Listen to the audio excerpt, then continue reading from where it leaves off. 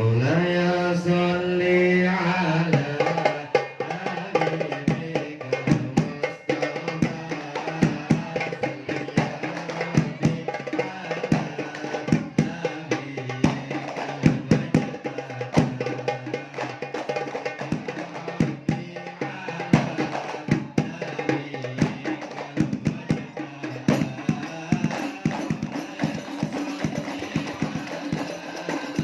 حبيبك المصطفى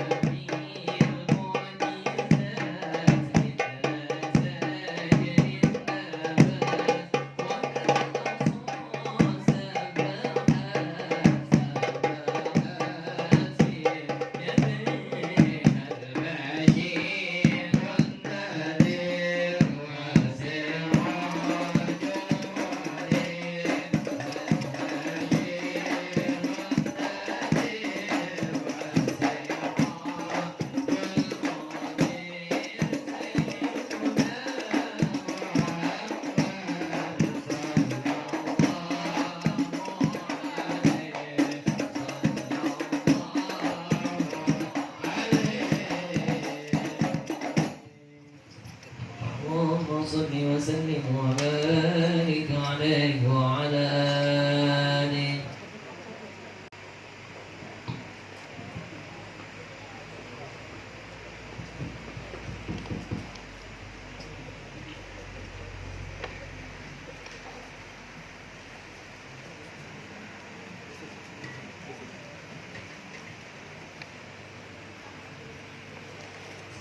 Bismillahirrahmanirrahim. Assalamualaikum warahmatullahi wabarakatuh. Alhamdulillah, alhamdulillahirabbil alamin. Wassalatu wassalamu ala asrafil anbiya'i wal mursalin sayyidina wa maulana Muhammadin wa ala alihi wa sahbihi wa barik wasallim ajma'in. Amma ba'du. Yang pertama-tama marilah kita panjatkan puja syukur atas kehadirat Allah Subhanahu wa taala yang mana telah mengumpulkan kita pada suatu masjid yang keberkahan ini. Amin ya rabbal alamin. Salawat serta salam kita haturkan kepada junjungan kita Nabi Muhammad sallallahu alaihi wasallam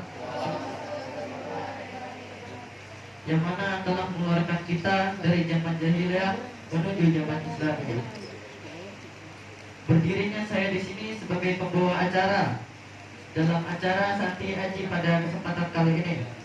Acara yang pertama pembukaan, acara yang kedua pembacaan ayat suci Al-Quran, yang ketiga sambutan-sambutan, acara keempat materi dakwah Santi Aji, yang kelima penampilan-penampilan, yang keenam penyematan, yang ketujuh doa, dan terakhir penutup. Menuju acara yang pertama yaitu pembukaan. Marilah kita buka acara pada pagi yang berkah ini dengan membacakan lafaz al-basmalah. Bismillahirrahmanirrahim. Acara yang kedua pembacaan ayat suci Al-Quran yang akan dibacakan oleh saudara kita Ahina Syakir. Waktu dan tempat kami persilahkan.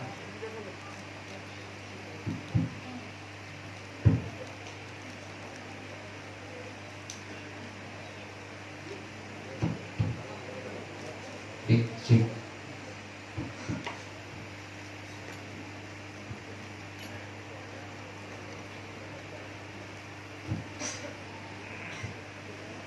Assalamualaikum warahmatullahi wabarakatuh.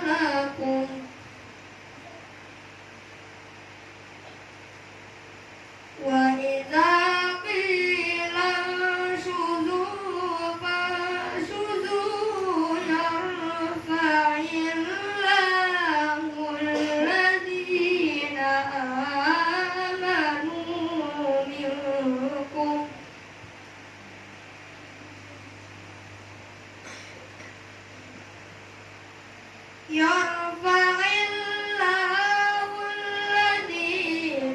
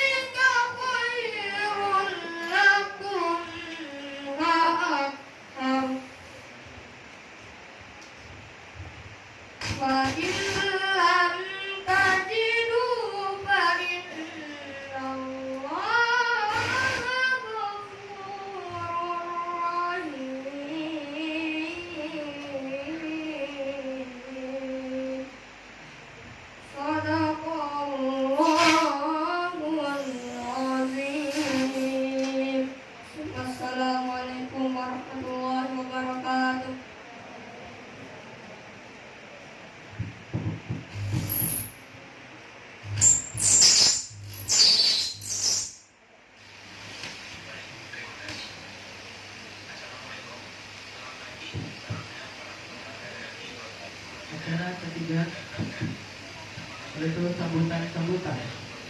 Sambutan yang pertama oleh Ketua Panitia Sati Aji Pembinaan Praktek Dakwah kepada Al-Ustaz Adaha. Kalau tidak tepat, kami persilakan.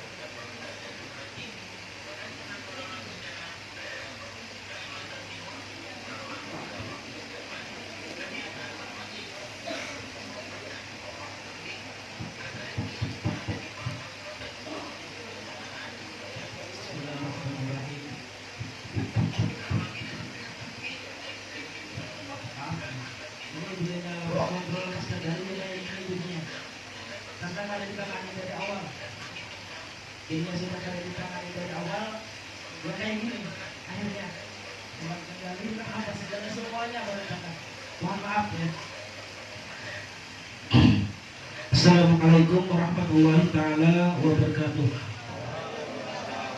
Bismillahirrahmanirrahim. Alhamdulillahirabbil alamin wassalatu wassalamu ala asyrafil anbiya'i wal mursalin sayyidina wa maulana Muhammadin wa ala alihi wa sahbihi wa barik wa sallim ajma'in, amma ba'du. Yang pertama-tama kami hormati Ketua Yayasan Pondok Pesantren Al-Hidayah,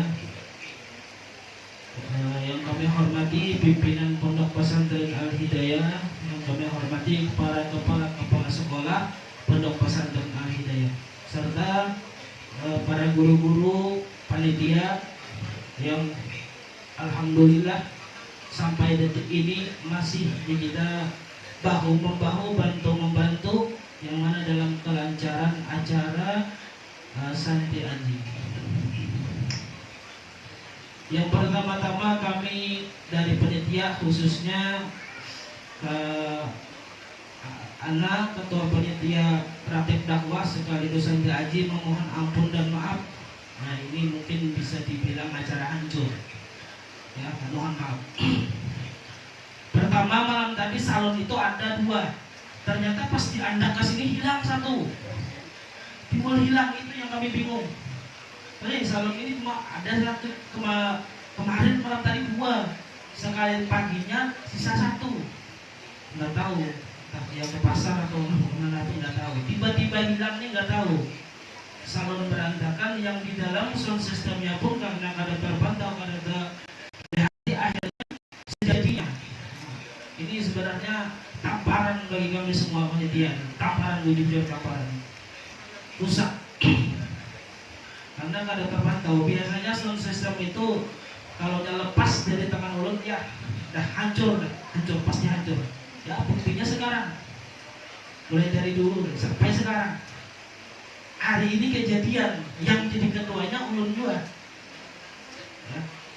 Akhirnya ya hancur, mohon maaf ya, terpaksa salon yang ini hilang, salon ini juga mau ya, tidak ada rutan akar pun ya. Jadi mohon dimaafkan, mohon dimaklumi karena dari kehendak kami, semata-mata bukan dari kehendak kami. Memang hak wujud dasar kerusakan, memang hak wujud dasar kehilangan. Jadi mohon dimaafkan. Mungkin apa lagi ya? Malu nih sebenarnya nih, malu berdiri di sini, malu dengan ketua yayasan, pimpinan, ini malu. Ya kada tahu sih dengan ketua atau panitia yang lain nggak tahu, malu nggak jadi nggak tahu. Kalau saya khususnya malu benar. Apa namanya? Nangis, ya ditahan.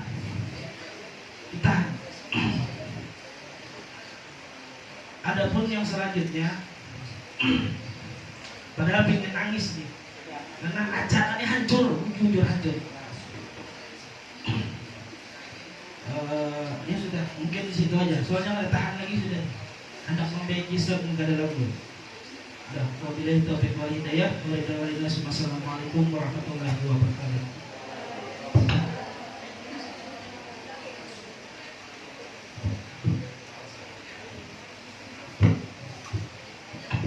Sambutan yang kedua kepada pimpinan Pondok Pesantren Al-Hidayah, Al-Ustaz Shalihuddin Arif Mawardi, SPDI EPD, waktu dan tempat kami persilahkan.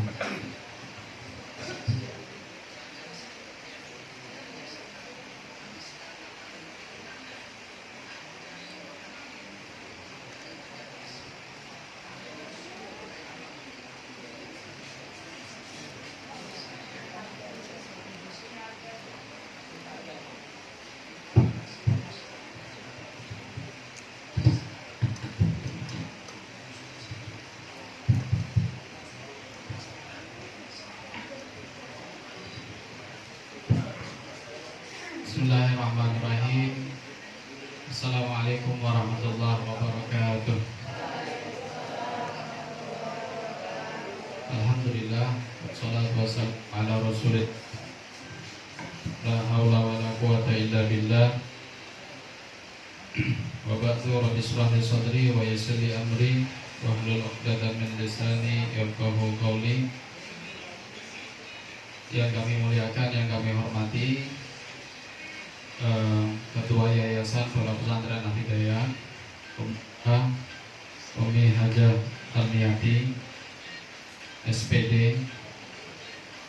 Yang kami muliakan, yang kami hormati, pemateri narasumber daripada pembekalan Santi Haji Praktek Dakwah, Al-Ustaz Muhammad Gufron. Yang kami hormati seluruh kepala unit TKIT, SDIT, SMPIT, SMAIT, Tahfidzul Quran dan Kitab Kuning, asatidz dan asatizah, para santri, santriwan, santriwati rahimakumullah.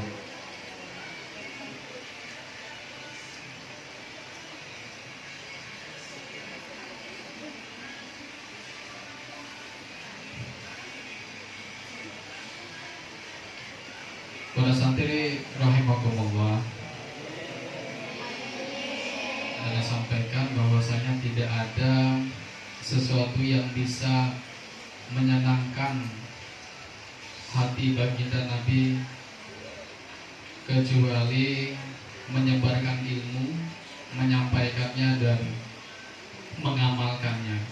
Maka berdakwah atau mengajak orang ke jalan Allah itu adalah salah satu faktor yang paling kuat untuk kita mempunyai hubungan atau menyambung hati kita kepada Nabi kita Muhammad Sallallahu Alaihi Wasallam. Kata Nabi, beliau pernah menyampaikan kepada Sayyidina Ali, la ayyahdiyallahu bika rajulan wahidan khairun laka min humrin na'am.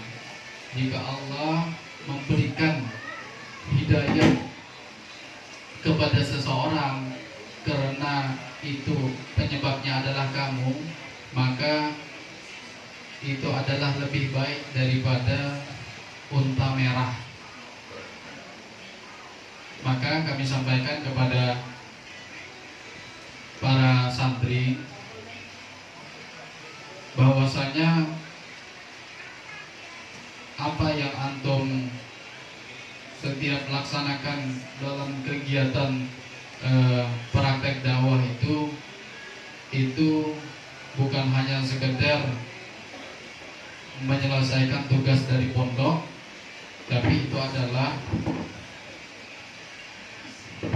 bagaimana antum dilatih, apa yang antum dapat dari pondok, sedikit ilmu yang disampaikan oleh ustadz yang antum pelajari, itu menjadi kewajiban antum untuk menyampaikan kepada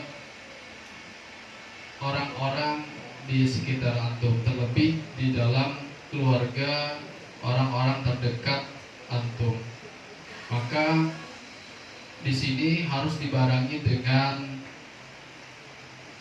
dakwah yang sifatnya hal dalam bentuk praktek, bukan hanya bisa menyampaikan yang sifatnya materi saja, tapi harus dalam bentuk praktek. Apa yang antum sampaikan kepada orang di sekitar antum, itu juga antum praktekkan di sekeliling, di sekitar keluarga antum.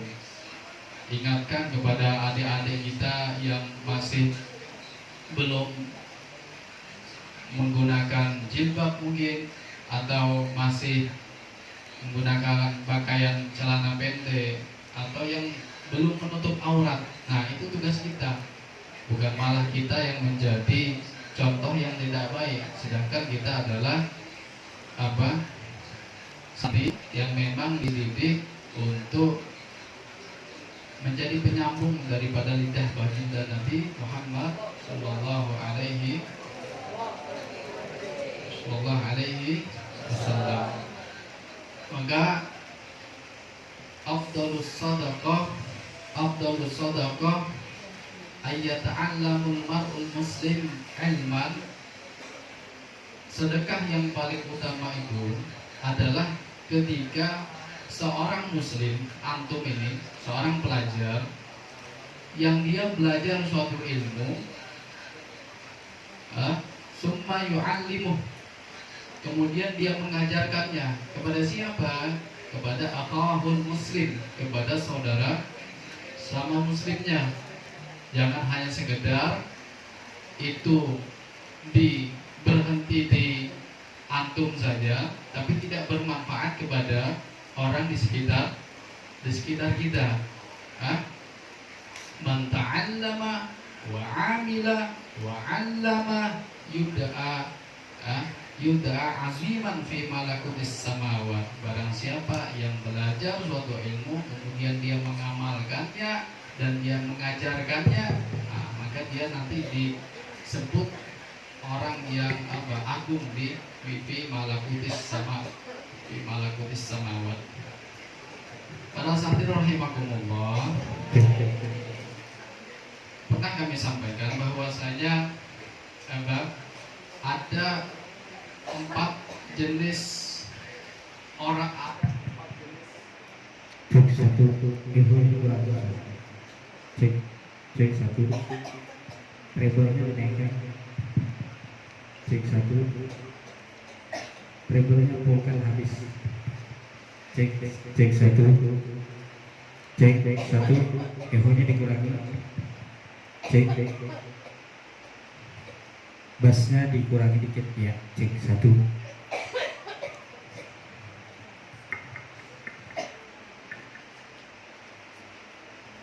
Iya, kita lanjut sedikit. Kata Khalid bin Ahmad, kata beliau, jenis orang itu ada 4 macam. Jenis orang itu ada 4 macam.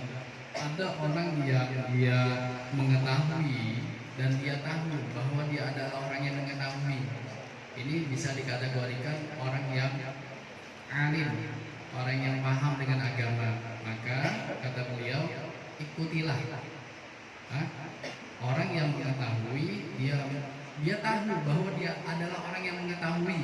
Nah, ini bisa dikategorikan orang yang alim, maka ikutilah. Yang kedua, ada orang yang mengetahui dan dia tidak tahu bahwa dia adalah orang yang mengetahui. Ini bisa dikatakan orang yang lalai. Orang yang lalai itu tugas kita adalah apa? Mengingatkannya. Yang ketiga, ada orang yang dia tidak mengetahui dan dia tahu bahwa dia adalah orang yang mengetahui. Nah, model seperti ini, orangnya ini dia biasanya mencari kebenaran. Maka tugas kita sebagai santri adalah apa? Memberi dia petunjuk, kita kasih arahan seperti ini. Dan yang terakhir, ada orang yang dia tidak mengerti dan dia tidak tahu bahwa dia adalah orang yang tidak mengerti. Ini orang yang bodoh ini. Nah, maka tugas kita adalah apa? Tinggalkanlah. Maka para santri,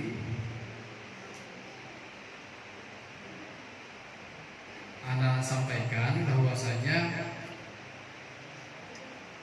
dakwah antum itu bukan hanya sekedar formalitas untuk penyelesaian tugas pondok saja, tapi bagaimana nanti antum bisa memberikan cerminan kepada orang-orang yang di sekitar kita bahwasanya apa yang aku dapatkan di pondok selama 1 tahun, 2 tahun, 3 tahun itu menjadi dampak yang berarti untuk orang-orang yang di sekitar kita, sehingga siapapun yang melihat kita akan merasa terkagum-kagum.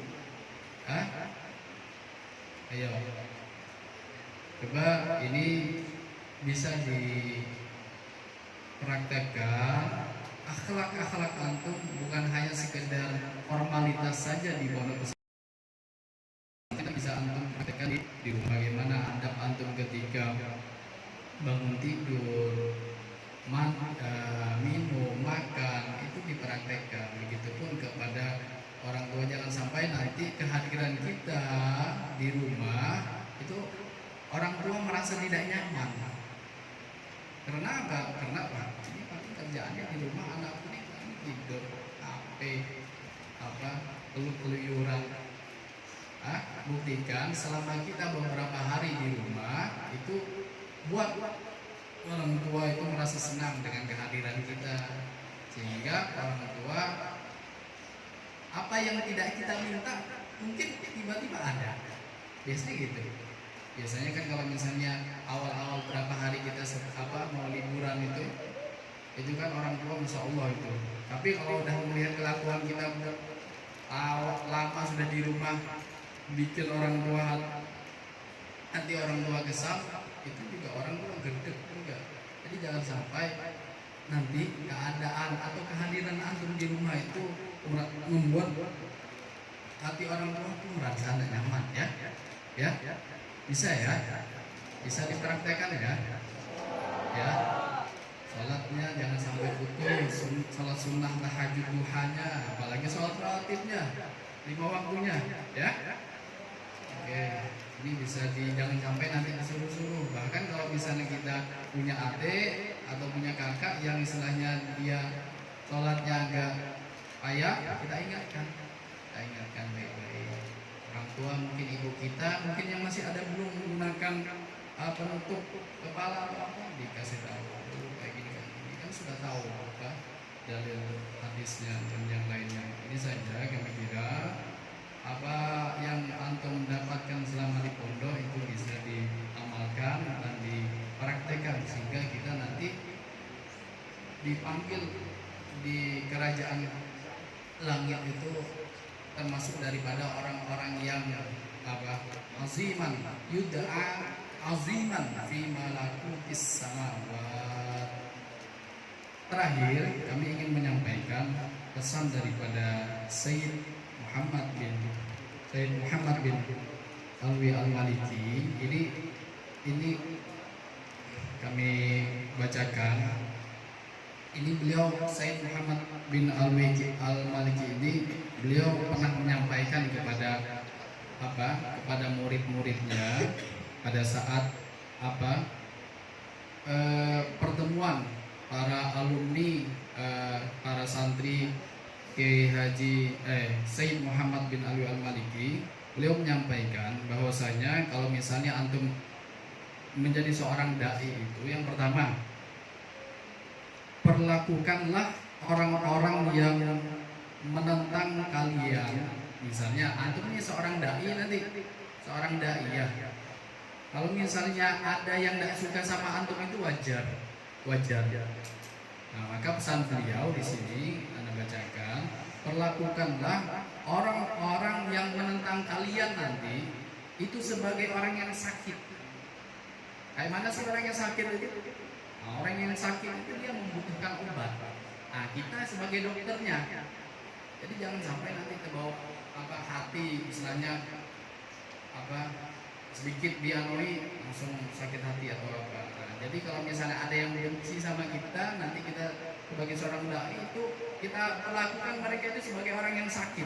Nah, orang yang sakit itu kita kasih obat, kita dokternya. Bahkan yang kedua kata beliau, ini anak bacakan 3 saja daripada beberapa pesan beliau. Yang kedua, seseorang penasehat itu atau seorang dai itu ketika hendak menasehati pemerintah, misalnya, ini zamannya ini biasanya ini rame nih. Kalau misalnya di kita sebagai seorang dai itu biasanya ada saja itu kalau misalnya nyenggol pemerintah. Kata beliau, seorang penasehat itu ketika hendak menasehati pemerintah, maka dia akan menyampaikan aspirasinya itu melalui cara-cara tertentu yang telah diketahui bersama, bukan cara mengumumkan di atas mimbar. Nah, ini kita sebagai seorang dai tidak perlulah kita walaupun nanti istilahnya ada kaitannya dengan sifatnya pemerintah atau apa, tidak perlu kita sampaikan dalam suatu majelis ilmu, tidak perlu. Tidak perlu di atas mimbar, atau kita nyampaikannya di atas mimbar, di dalam masjid, di dalam pertemuan secara umum. Nanti kalaupun nanti ada tugasnya masing-masing. Dan yang terakhir kata beliau, janganlah kalian membicarakan tentang kelompok-kelompok tertentu. Antum misalnya nanti ceramah, nanti ada istilahnya nyinggung-nyinggung kelompok tertentu, kata beliau itu tidak perlu. Walaupun nanti ada nanti masing-masing anunya.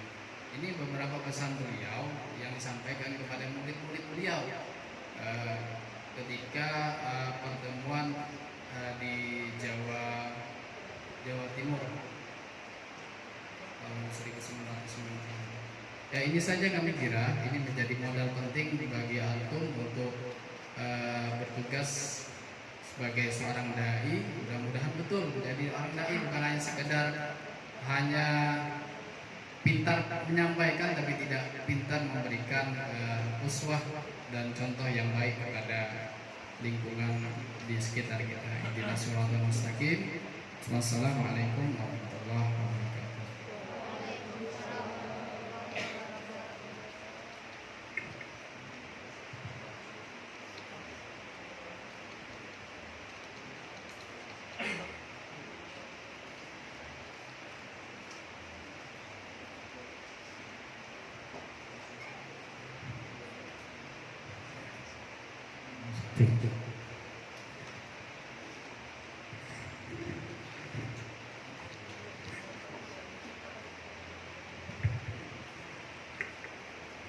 Acara yang keempat yaitu acara inti Sandi Aji, pembinaan praktek dakwah. Kepada narasumber kita Al Ustadz Muhammad Gufran, waktu dan tempat kami persilahkan.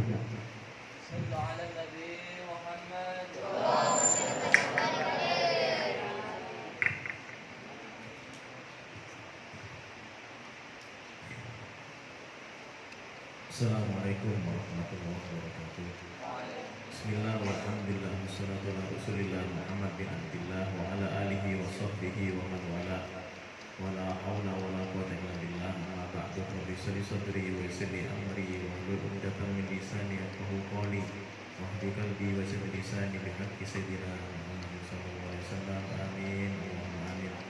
Yang kami muliakan keluarga besar Pondok Pesantren Al-Hidayah, wabil khusus Ibunda Hajah Arniati, mudah-mudahan boleh bersehat walafiat dan umur. Akhirnya Ustaz Arif Nawardi, para asatid dan para ustadzah, panitia Santi Aji dan para santri Al-Hidayah, mudah-mudahan ilmunya diberkahi oleh Allah Ta'ala. Amin, Allahumma amin. Alhamdulillah, pada pagi hari ini kita berada di sebuah majelis yang mulia, di tempat yang mulia, di kajian yang mulia. Semoga kita dikumpulkan bersama orang-orang yang mulia. Amin, Allahumma amin. Di sini kami insya Allah diminta untuk memberikan materi tentang pembekalan dakwah, dan kami insya Allah nanti pembekalannya baca kitab di sini. Jadi biar kalian semakin nangkap bahwasanya materi yang disampaikan ini not only talk, ya, bukan cuma ngomong, enggak. Ini pakai data, ya. Kemudian panitia dan para asatid tidak salah mengundang orang, gitu. Jadi kita orang baca kitab. Sebetulnya Ustaz paham sudah, ya. Sebetulnya Ustaz ini apal sudah ini, karena kitab yang Ustaz bawa ini adalah kitab yang diamanahi oleh Habib Taufik untuk diterjemahkan. Jadi salah satu tim penerjemah, salah satu tim penerjemah kitab ini itu saya di situ, diamanahi langsung sama Habib Taufik. Dia paham sudah apa orangnya sebetulnya. Cuma anak gak nyaman saja karena kalian ini adalah santri, kemudian yang hadir ini orang-orang alim. Jadi Ustadz ini segan untuk ngomong langsung, segan. Jadi harus pakai kitab di sini. Ya. Not only talk the talk, begitu ya.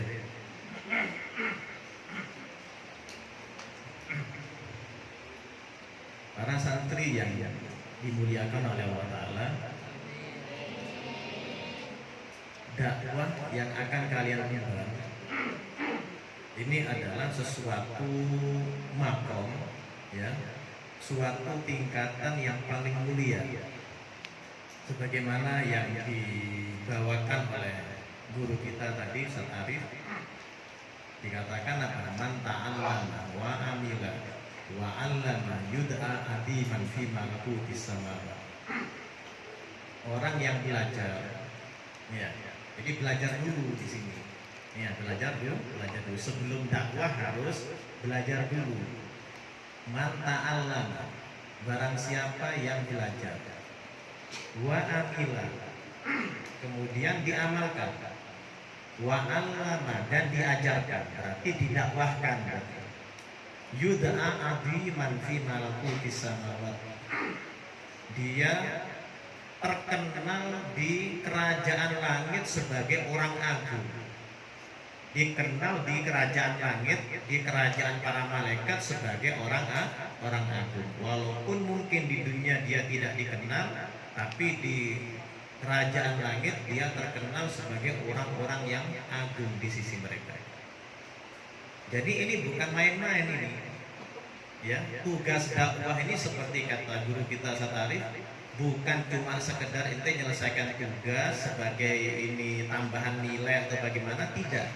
Ini memang amanah yang agung yang diemban oleh para nabi sejak Nabi Adam sampai Nabi Muhammad. Kalian tahu syariat Islam ini sampai sekarang masih asli seperti pertama kali dibawa Nabi ini karena berkah dakwah di sini. Ya, karena berkah dakwah yang diemban oleh para sahabatnya Nabi, kemudian diteruskan oleh tabi'in, tabi'in, para salaf, para khalaf, sampai ulama zaman sekarang. Mereka selalu mendakwahkan agama ini, sehingga syariat ini akan tetap lestari, tetap abadi sampai hari kiamat. Ya, seperti firman-Nya, seperti sabdanya Nabi, "Shallu kama ra'aitumuni usolli." Salatlah kalian sebagaimana kalian melihat aku salat. Kan kita kan nggak mungkin bisa kelihatan Nabi kan? Kita kan nggak tahu kayak apa Nabi salat. Tapi gambaran hadis ini, penjelasan hadis ini dijelaskan oleh para sahabat, kemudian kita sampai guru-guru kita di zaman ini, sehingga cara sholatnya kita sama persis seperti kayak cara sholatnya Nabi, nggak akan mungkin akan berubah di situ. Ya. Kemudian di hadis yang lain Nabi bersabda apa? Hudu anni manasikakum, ambillah dariku tata cara manasik kalian, manasik haji kalian. Kita kan nggak pernah haji bersama Nabi kan? Ya, kita kan nggak pernah haji ikut bersama Nabi, nggak pernah ikut travelnya Nabi. Tapi cara ibadah haji kita, cara umroh kita sama persis seperti cara haji dan umrohnya Nabi. Kenapa demikian? Karena para sahabat, para tabi'in dan guru-guru kita sampai zaman ini ngajarkan cara manasiknya Nabi, sehingga caranya kita sama persis seperti Nabi. Nah, sekarang tugasnya kalian menyampaikan atau melanjutkan apa yang pernah didakwahkan oleh para sahabat dan generasi berikutnya untuk generasi berikutnya lagi, agar ilmu ini tidak punah. Jelas ya? Ini makna daripada dakwah. Dan kita ini di dalam Al-Quran dikasih gelar umat terbaik, apa sebabnya? Dikatakan dalam Al-Quran apa? Kuntum khairu ummatin ukhrijat linnas ta'muruna bil ma'ruf wa tanhauna 'anil munkar. Kalian adalah sebaik-baiknya umat, ya, yang dikeluarkan daripada manusia. Ta'muruna bil ma'ruf. Nah, di sini apa disebutkan apa? Kalian adalah sebaik-baiknya umat. Dibandingkan dengan umatnya Nabi Musa, dibandingkan dengan umatnya Nabi Isa, bahkan dibandingkan dengan seluruh umatnya para nabi, kita, ya, itu disebut apa? Sebaik-baiknya. Apa ciri-cirinya umat terbaik ini?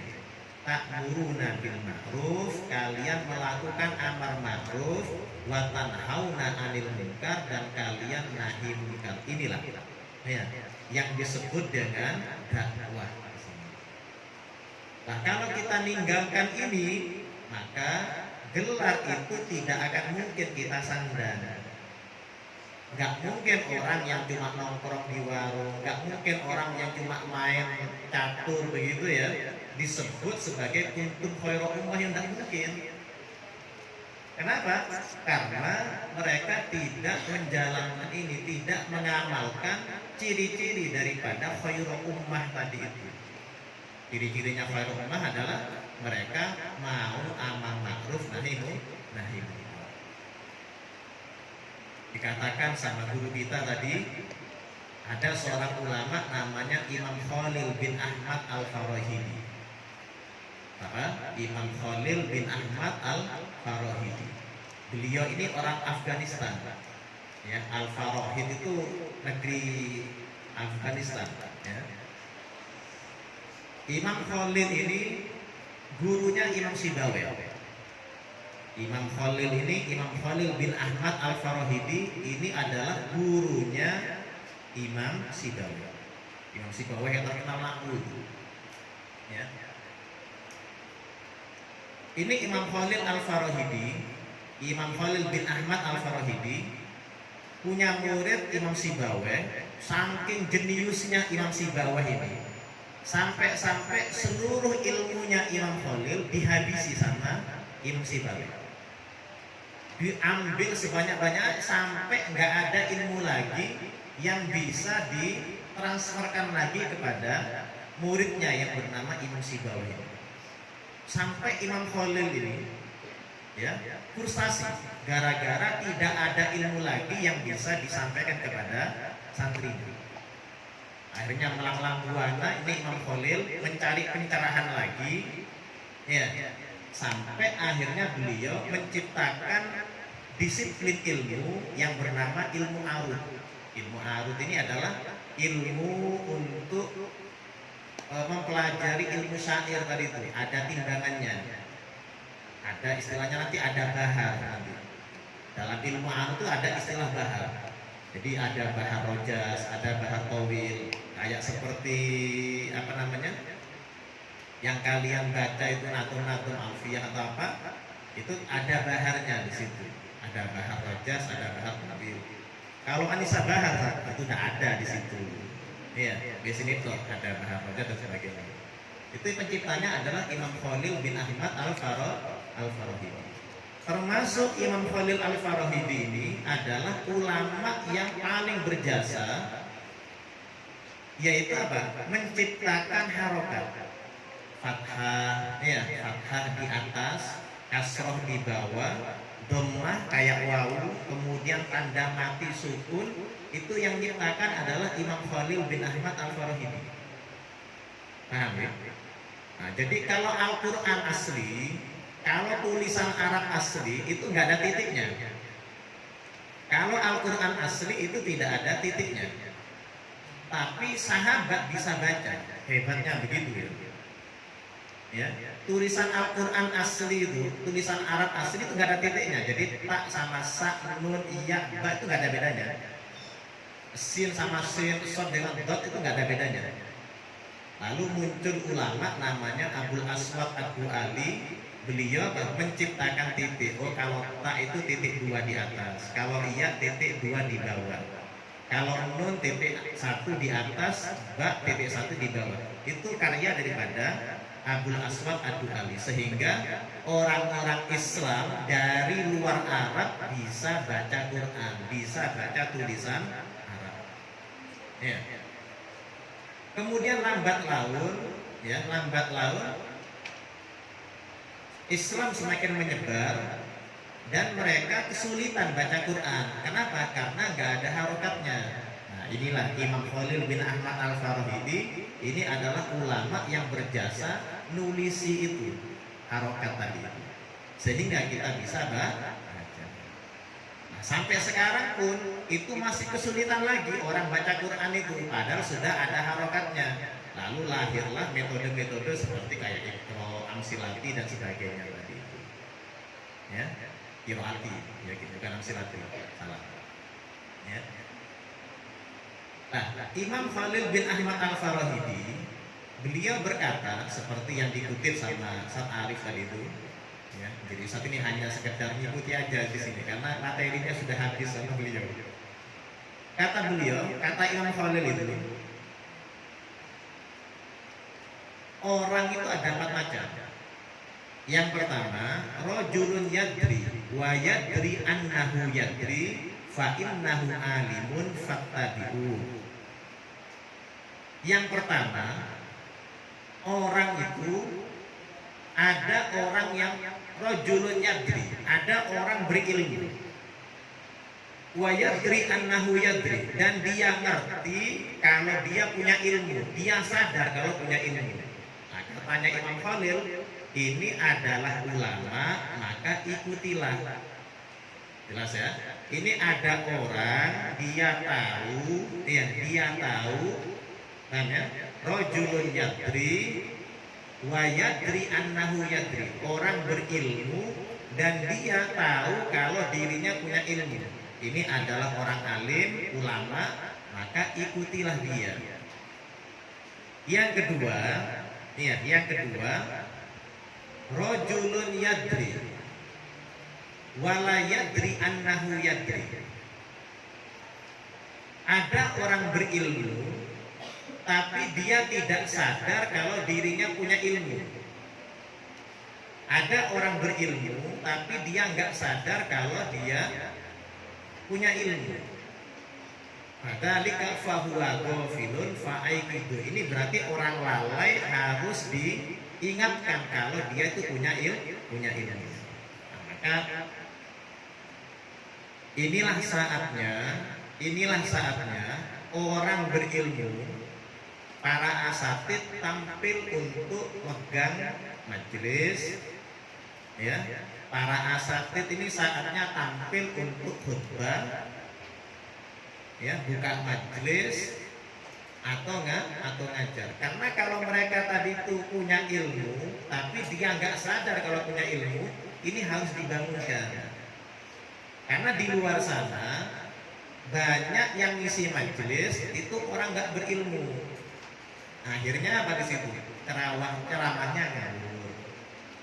Ya, mereka banyak buka majelis tapi apa? Ilmu yang disampaikan tidak sesuai dengan syariat. Akhirnya ngawur-ngawur sudah mereka itu. Nah, sekarang saatnya orang yang berilmu itulah yang tampil. Kadang-kadang apa? Si khotib pun apa? Bukan orang berilmu zaman sekarang ini. Yang penting punya gelar. Sedangkan yang santri atau bahkan yang ustadz tidak ada yang mau ngelirik itu para takmir. Tak protes apa di mana-mana itu. Sampai ustadz itu loh ya. Itu diragukan keilmuannya gara-gara nggak punya gelar. Nih ya. Ustadz siapa ini nama lengkapnya? Ini sudah nama lengkapnya nih. Nggak ada gelarnya, nggak ada. Ya apa kalau tak kasih gelar SAG? Ya terserah kamu wis. Iya. Jadi mereka nggak pede kalau ngundang khotib nggak ada gelarnya. Lu aneh mikir begini ya. Lu aneh ini hari-hari ngajar fikih, hari-hari ngajar hadis, hari-hari ngajar tafsir. Lu kalau anak bukan SAG terus apa anak ini? Anak lebih dari SAG nih anak ini. Walaupun nggak ada gelarnya. Ini harus tampil begitu. Harus tampil. Ini yang nomor baik ya. Ada orang ilmu tapi dia nggak sadar kalau dirinya punya ilmu. Ini harus dibangunkan orang seperti ini. harus disadarkan agar dia mau tampil ngajarkan ilmu. Nggak usah tawadhu-tawadhuan kalau zaman sekarang begitu. Yang ketiga, rajulun la yadri wa yadri annahu la yadri, ya, fahuwa mustarsidun fa arsidu. Yang ketiga, ada orang tidak berilmu tapi dia sadar kalau dirinya nggak punya ilmu. Nah, ini orang yang minta petunjuk, ini butuh bimbingan, harus dibimbing. Nah, ini nanti sasaran dakwahnya kali ini nanti. Yang ketiga ini, ada orang apa? Dia tidak punya ilmu, tapi dia sadar kalau dirinya itu apa? Tidak punya ilmu. Ini butuh bimbingan, harus kalian bimbing. Jelas ya? Yang keempat apa? Rajulun la yadri wa la yadri annahu la yadri fahuwa jahilun, ya, farfudu. Yang keempat apa? Ada orang tidak punya ilmu dan dia tidak sadar kalau dirinya bodoh. Repot ini sudah. Kalau yang nomor 3 saya mending gitu.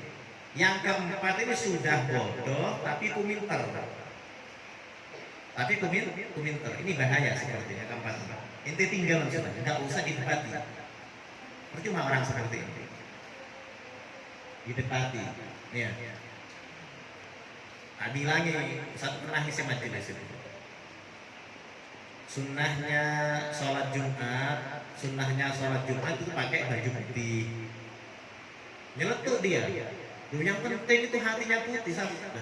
Anak ini bahas apa? Lalu anak bahas sunnahnya Jumatan kalau malah ente bahas hati. Lah emang ente hatinya putih lah. Hah? Aku begitu. Nah ini orang tidak sadar seperti ini. Kadang-kadang ngeyel dia. Kadang-kadang ngeyel di situ. Kalau menurut saya, begitu biasanya. Kamu ini siapa kok ngomong menurut saya? Emangnya kamu apa? Siapa kamu ini? Kau tidak ngerti apa-apa. Yang mau menurut kamu ini siapa? Menurut saya katanya. Nah yang keempat ini apa? Ini tinggal aja. Nah, ini Ustaz apal, tahu ya? Makalah seperti ini apal itu tahun 2008 Ustaz.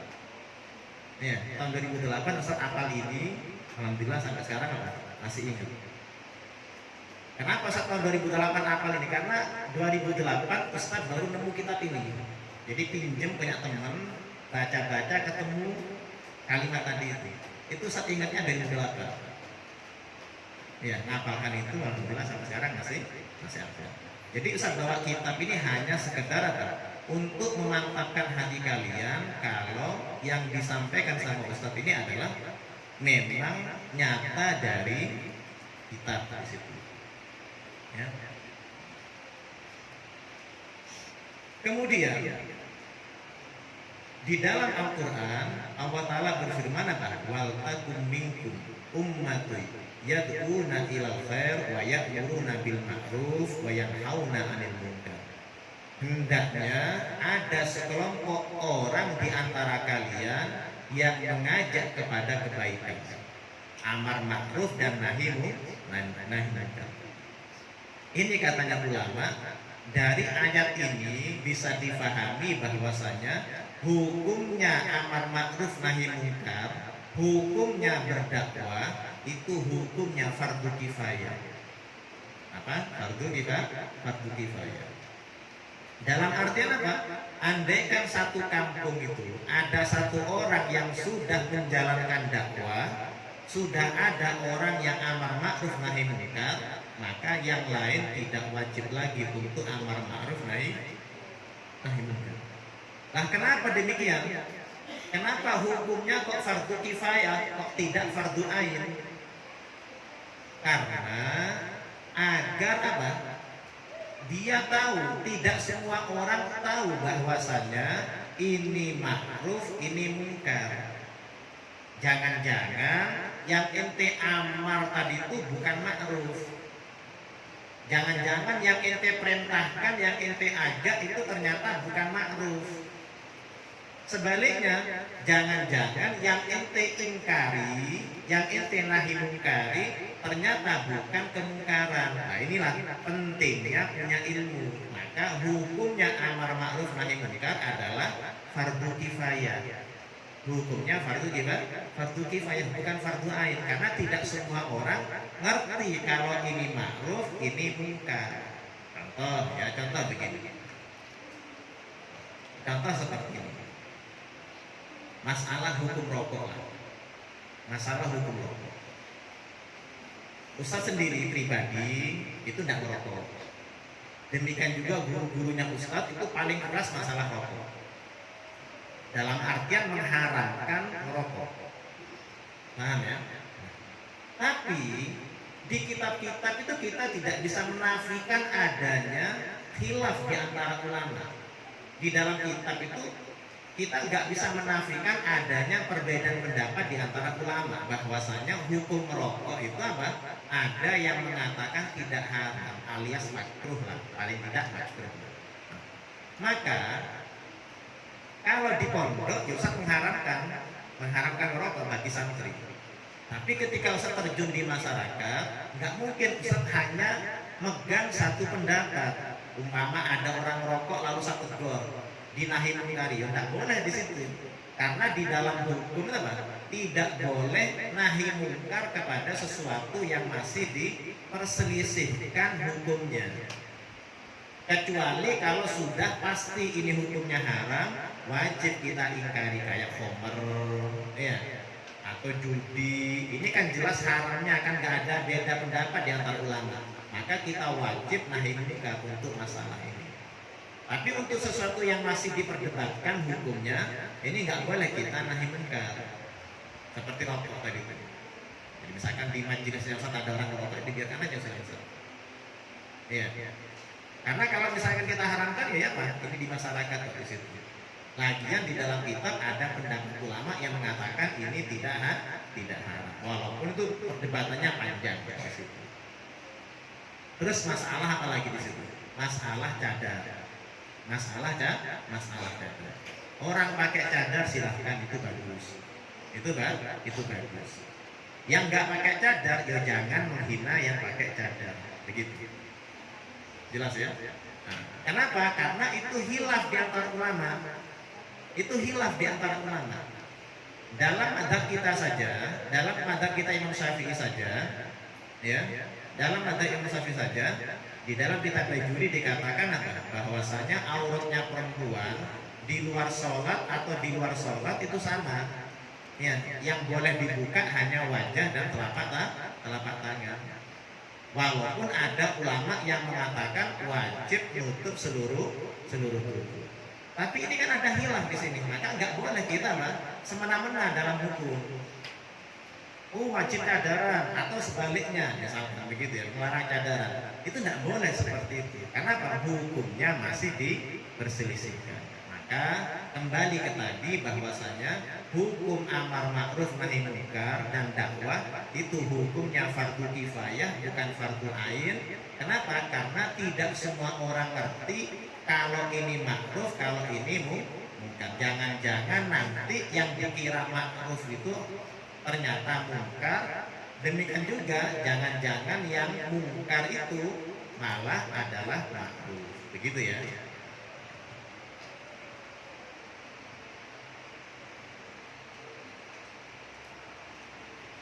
Nah, kemudian di sini ada beberapa tahapan. Ada beberapa tahapan di dalam berdakwah. Pertama, kita harus nata niat. Ya, pertama kita harus nata niat. Ente niatnya apa dalam berdakwah itu? Apakah ingin banyak followernya? YouTuber begitu? TikToker atau apalah di situ? Atau ente pengen diundang di podcast atau apa? Niatnya ente harus luruskan dulu. Ente niati sebagai apa? Bentuk pengamalan dari perintah Allah Ta'ala tentang masalah apa namanya tadi itu? Masalah dakwah tadi itu. Niati yang bagus di situ. Setiap sesuatu yang ditanam dengan niat yang baik itu akan lestari sampai kapanpun. Ada orangnya atau tidak, ya, itu akan lestari sampai hari kiamat nanti. Yang kedua harus ikhlas. Yang kedua harus ikhlas. Nah, ikhlas di sini bukan berarti ente nggak boleh dapat gaji, tidak begitu maknanya. Jelas ya? Yang dimaksud dengan dakwah ikhlas, ngajar ikhlas bukan berarti ente nggak berhak menerima gaji, tidak begitu. Itu namanya jual agama, bukan begitu maknanya. Ya, yang dimaksud jual agama itu kalau misalkan ini jelas-jelas haram, lalu ente bilang ini halal, karena ente dikasih uang, nah ini baru namanya jual agama. Nah kalau ente ngajar, kalau ente dakwah, lalu ente apa? Istilahnya dapat uang bensin lah, misalkan begitu, itu tidak apa-apa, itu halal itu. Karena sabdanya Nabi apa? Inna ahaqqa ma akhadtum alaihi ajran kitabullah. Sesungguhnya yang paling berhak yang kalian ambil sebagai upah itu adalah mengajar kitabnya Allah Ta'ala. Ya, itu gaji paling halal itu. Itu ada dalam Sahih Bukhari. Harus ikhlas ini dalam dakwahnya. Ada cerita di zaman Bani Israel itu, ya, di zaman Bani Israel itu ada orang ahli ibadah. Hari-hari ibadah sudah dia, puasa, sholat, zikir, begitu. Satu ketika dia dengar bahwasanya di kampung sebelah itu ada banyak orang yang nyembah pohon. Langsung marah dia. Ya, langsung marah dia. Ini nggak boleh dibiarkan, ini harus ditebang ini pohon, karena ini menjadi sumber kesyirikan. Berangkatlah orang ini, berangkatlah ahli dakwah ini dengan membawa kapak. Nah, di tengah jalan, ya, di tengah jalan, ahli ibadah ini ketemu dengan iblis yang berwujud manusia. Ada iblis itu berwujud manusia. Mau kemana kan? Ini mau ke kampung sebelah. Mau ngapain? Ini aku akan mau nebang pohon. Kenapa? Karena pohon itu menjadi ajang kesyirikan. Nggak bisa, akhirnya kelahi. Ahli ibadah dengan iblis ini kelahi. Akhirnya apa? Ahli ibadah ini berhasil mengalahkan iblis tadi. Ketika tergesa, iblis ini ngomong kepada ahli ibadah, ini sudah kita damai, ya, kita damai. Ngapain juga kamu ke sana? Lawang di sana itu bukan keluarga kamu. Yang nyembah pohon itu bukan keluarga kamu. Yang nyembah pohon itu bukan teman-temannya kamu, bukan tetangga kamu. Lah ngapain nanti repot-repot ke sana? Lah mending ente ibadah aja di rumah. Nah, sebagai gantinya kamu tak kasih uang 3 dinar setiap pagi. Jadi ente bangun subuh, buka bantal, mesti nanti ada 3 dinar. Beneran apa ini? Beneran? Gak bohong? Gak bohong saya. Ingat loh ya, kalau kamu bohong nanti tak tebang, ya enggak apa-apa. Kata iblis. Nah, pinternya iblis begitu. Ulang ini nggak jadi anak bohong. Ketika pagi hari subuh itu buka bantal, beneran ada 3 dinar. Senang dia, alhamdulillah. Ya dapat uang 3 dinar. Tapi aku nggak perlu kerja. Jadi apa? Aku nggak perlu disibukkan kerja sehingga aku fokus ibadah kepada Allah Ta'ala. Hari kedua dibuka lagi bantalnya, ada lagi uang 3 dinar. Oh enak ini sudah. Hari ketiga nggak ada. Kok nggak ada ini? Apa lupa transfer tadi? Ya. Hari keempat nggak ada lagi. Oh kurang ajar ini, ingkar janji. Langsung dia marah bawa kapaknya. Di tengah jalan iblis kemarin itu senyum-senyum. Mau mana ini? Mau nebang pohon? Ya, kenapa? Ente ingkar janji. Oh enggak, kelahi dulu. Ya, kelahi. Nggak taunya apa? 1 kali banting ternyata ahli ibadah justru kalah. Diinjek lehernya sama iblis itu. Kaget orang ini. Nah, ente kemarin kan cuma berapa hari kamu ini kok bisa menang dengan aku? Kata iblis gimana? Kalau kemarin Kamu menang melawan aku karena marahnya kamu ikhlas karena Allah Ta'ala. Hari ini kamu kalah, kenapa? Karena marahnya kamu bukan karena Allah Ta'ala. Marahnya kamu karena gak dapat uang. Ini penting ini. Dakwah itu harus ikhlas ya.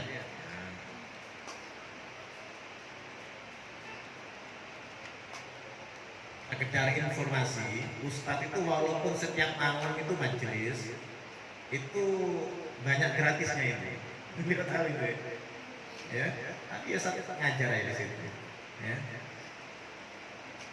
Yang ketiga, ya syaratnya dakwah itu, syaratnya dai harus punya rasa takut kepada Allah Ta'ala, rasa khasyah, takut kepada Allah Ta'ala. Karena disifati dalam Al-Quran, innama yakhsyallaha min ibadihil ulama. Hanya saja yang takut kepada Allah Ta'ala di antara hamba-hambanya cuma ulama yang takut kepada Allah Ta'ala. Nah kalau misalkan si dai itu berani melanggar perintah-perintahnya Allah Ta'ala, tidak bakalan masuk itu dakwahnya, tidak bakalan diterima dakwahnya oleh masyarakat. Kenapa? Karena dia sendiri tidak takut kepada Allah. Kemudian syaratnya dai yang berikutnya harus alim, harus berilmu, harus berilmu. Maka yang pertama kali didakwahi sebetulnya dirinya sendiri dulu. Dikatakan dalam Al-Quran apa? Ku anfusakum wa ahlikum naro. Yang didakwahi itu dirinya kamu dulu. Gak kayak apa ente dakwahi orang sedangkan kamu sendiri nggak punya ilmu. Ente dakwahi dulu ente di situ. Nah, makanya untung kalian di sini dididik oleh para guru kalian, sudah banyak macam-macam ilmu sudah kalian terima. Mulai dari fikih, nahwu, sorof dan sebagainya, kalian sudah terima dari guru-guru kalian di sini. Ya, jangan sampai ente dakwah dirinya kamu sekosong di situ. Nggak boleh begitu. Ya. Kemudian yang kedua, yang berikutnya, seorang dai itu harus waro. Ngerti waro? Waro itu apa? Nggak mau yang syubhat. Ya, menjalankan perintahnya Allah Ta'ala dan menjauhi larangan Allah Ta'ala serta tidak mau yang remang-remang dua. Baik makanannya, makanan yang masuk ke dia itu harus warok, dia harus betul-betul yakin kalau yang masuk ke dalam perutnya adalah makanan yang halal. Kemudian apa? Bahkan dalam menerapkan hukum itu harus warok. Seorang ulama harus waro. Ketika ada perbedaan pendapat di antara ulama, ente harus milih yang paling kuat di antara pendapat itu. Jangan senang nyari pendapat-pendapat yang lemah. Jangan senang nyari pendapat yang ringan-ringan. Cari pendapat yang muktamad, cari pendapat yang kuat di situ. Nah, contohnya begini ya, ini. Misalkan ada dokter itu beda pendapat. Yang satu ngomong bahwasanya makanan ini berbahaya. Hampir mayoritas dokter ngomong kalau ini bahaya. Tapi ada 1-2 dokter yang ngomong apa? Kalau makanan ini tidak bahaya. Ente mau milih yang mana kira-kira? Ente pasti milih mayoritas daripada dokter yang ngomong ini bahaya. Ya sama, karena begitu juga. Seorang dai begitu juga. Nanti ketika nyampaikan hukum, jangan ngasih hukum yang ringan-ringan kepada masyarakat itu. Takutnya tergelincir dalam hal yang tadi itu. Takutnya ini adalah nggak benar nanti hukum ini. Ya. Kemudian yang berikutnya, sifat yang dimiliki, yang harus dimiliki oleh seorang dai adalah hasanul khuluqi, harus baik akhlaknya, harus baik akhlaknya.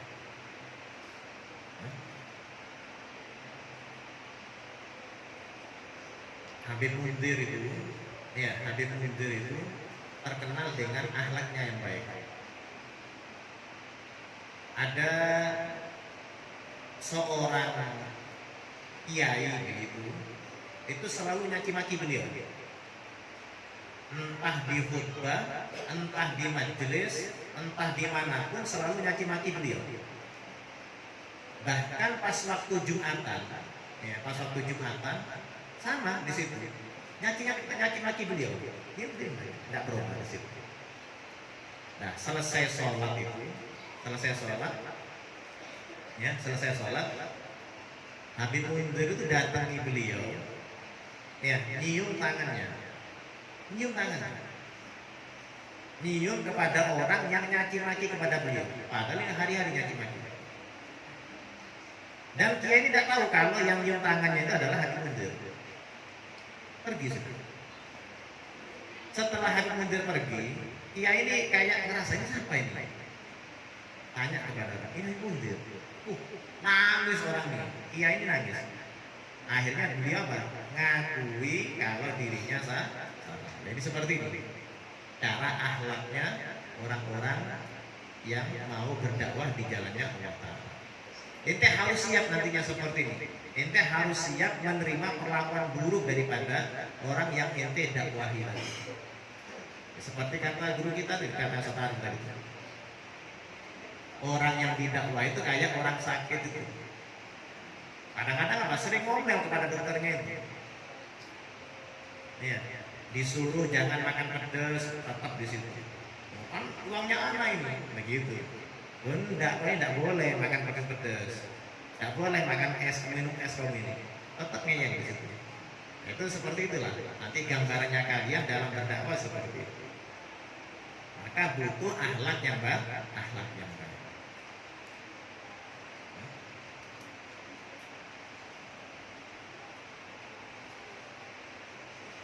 Bahkan dalam hadis itu diceritakan.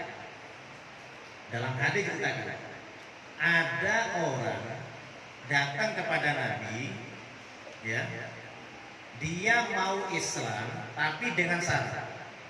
Ya, dia mau masuk Islam tapi dengan syarat. Apa syaratnya? Kata Nabi, bolehkan aku untuk berzina. Lu bayangin ini. Ada orang ngomong kepada Nabi izin berzina. Itu sahabat yang lain teriak itu, mau marah kepada orang ini. Kata Nabi jangan.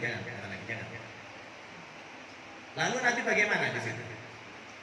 Nabi nggak langsung marahi orang ini, nggak langsung ngomong haram, ini dalilnya seperti ini, nggak begitu Nabi. Karena Nabi tahu kalau ini orang awam. Ya.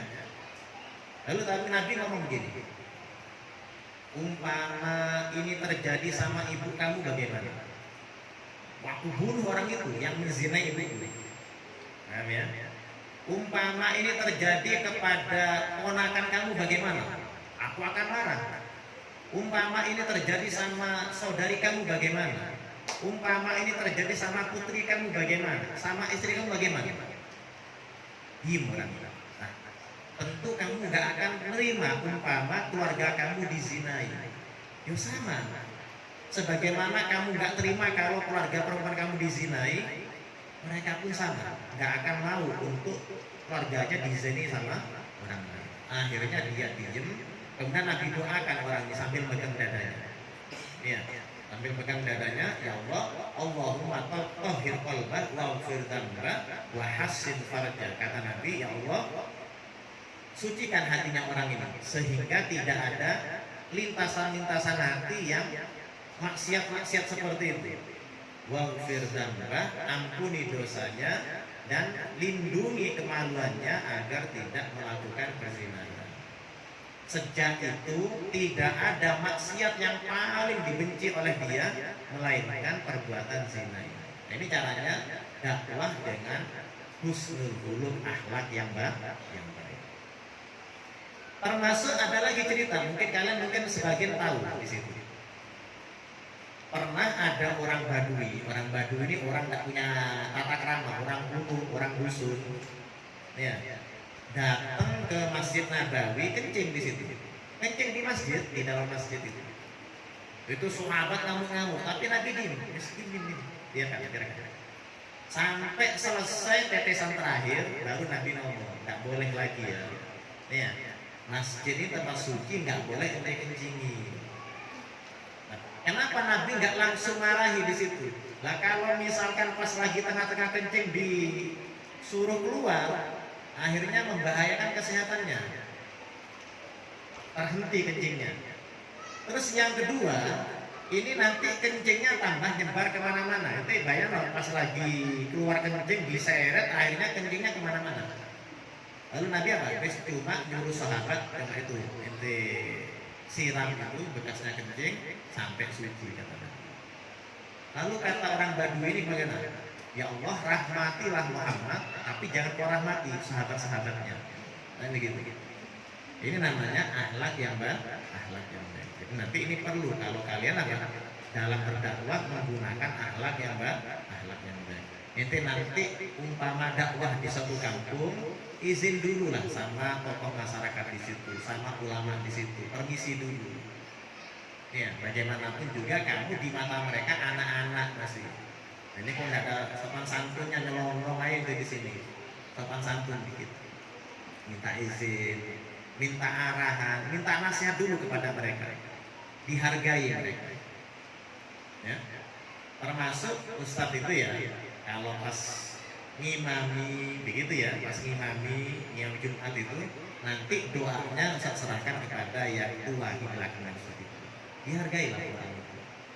Atau kalau pas Ustaz mengisi majelis maghrib itu ya, kalau sudah ada imam rotibnya, Ustaz tidak mau ngimami. Ya, guys, Ustaz sudah ada bagiannya ngisi majelis, biarlah imam rotib tetap ngimami. Karena jadi imam itu bagi sebagian orang itu kebanggaan yang luar biasa itu. Itu jangan diserobot semua, begitu. Akhirnya ini nanti jadi apa? Jadi penghalang inti dalam dakwah nanti. Jadi penting dalam akhlak ini. Jelas ya? Terus yang berikutnya, sifat yang harus dimiliki seorang dai adalah arif walin. Ya. Harus lemah lembut, Sabdanya Nabi, inna rifqa la yakunu fi shay'in illa zana wa la yunza min shay'in illa syana. Lemah lembut ini setiap kali diletakkan di sesuatu mesti ini menjadi perhiasan yang bagus. Tapi ketika sesuatu itu tidak ada lemah lembutnya, pasti ini jelek. Pasti jadinya jelek nanti.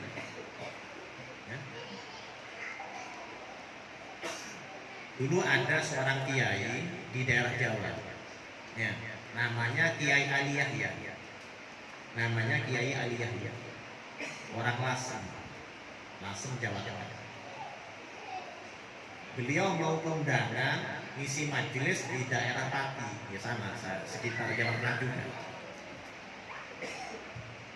Kiai Ali Yahya ini orangnya ganteng, tinggi besar, ya, ganteng putih. Mungkin sama Suruni gitu mungkin. Nah.